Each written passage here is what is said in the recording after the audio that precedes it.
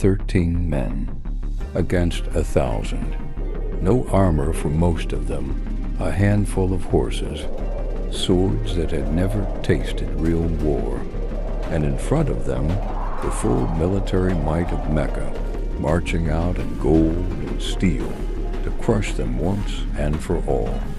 By any law of history, this battle should not have a story worth telling.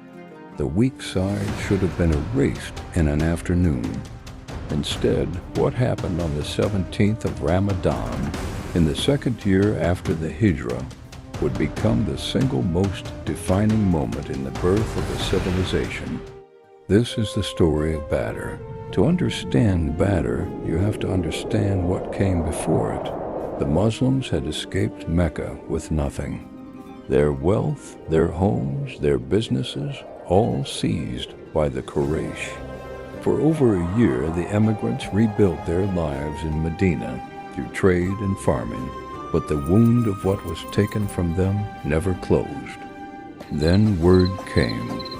A massive Meccan trade caravan, led by Abu Sufyan, was returning from Syria, loaded with wealth, moving close to Medina's borders. The Prophet Muhammad, peace be upon him, saw an opportunity. Intercept the caravan, recover something of what was stolen without a full-scale war. He gathered a small force, not an army, a raiding party, around 313 men, lightly equipped, expecting a quick and low-risk operation against a caravan, not a battlefield. But Abu Sufyan was no fool. Sensing danger, he sent an urgent rider to Mecca and rerouted the caravan along the coast, slipping out of reach entirely. That should have ended it. The mission had failed. But in Mecca, the message that arrived wasn't the caravan is safe. It was the Muslims are moving, and Meccan pride could not let that go unanswered. The leaders of Quraysh assembled a force of nearly 1,000 fighters, the elite of Meccan society.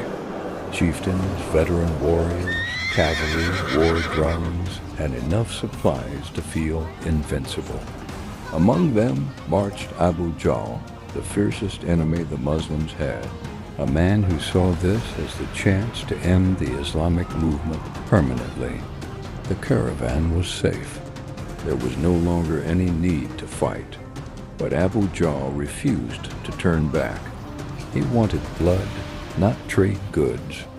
And so, without ever planning for it, the Prophet Muhammad, peace be upon him, and his 313 companions found themselves facing an army 3 times their size, near the wells of Badr. Picture the scene.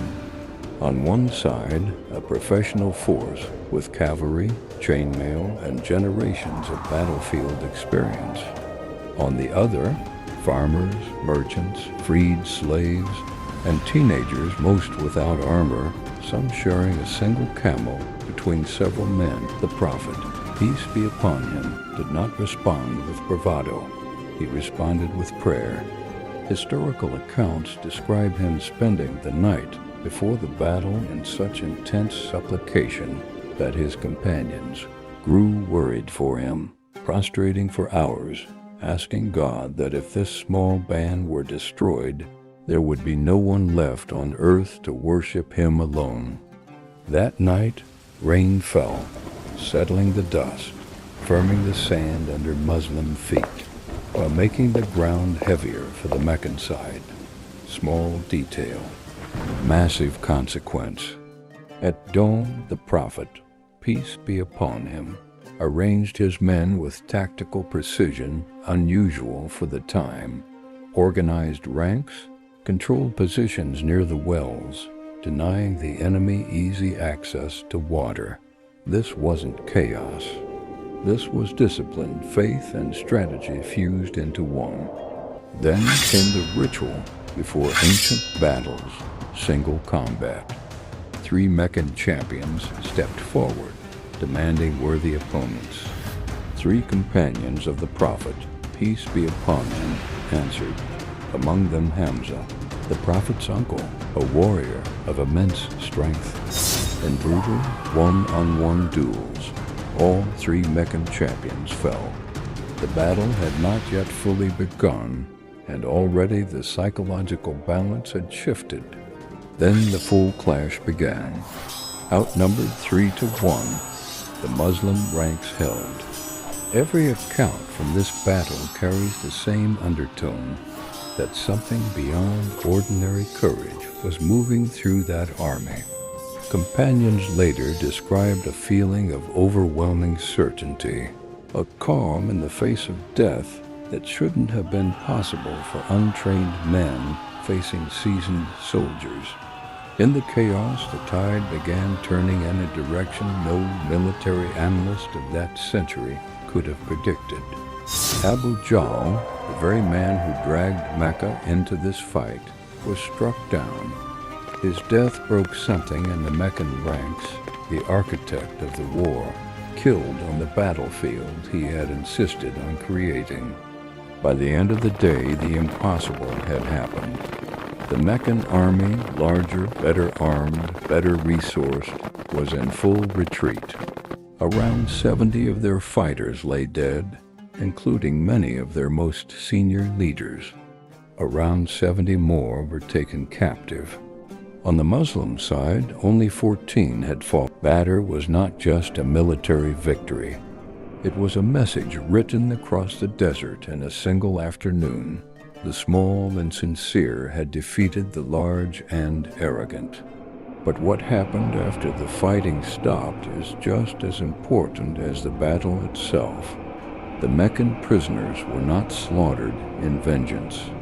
Many were treated with a level of mercy almost unheard of in ancient warfare. Some were released for a ransom. Others were freed for teaching Muslim children how to read and write. Vengeance was available. Mercy was chosen instead. The Quran itself would later describe this battle as a moment where unseen support strengthened the believers, turning what should have been a massacre into a historic upset that reshaped the entire religious and political landscape of Arabia. Badr changed everything. It proved that the Muslim community in Medina was not a fragile refugee settlement that could be crushed at will.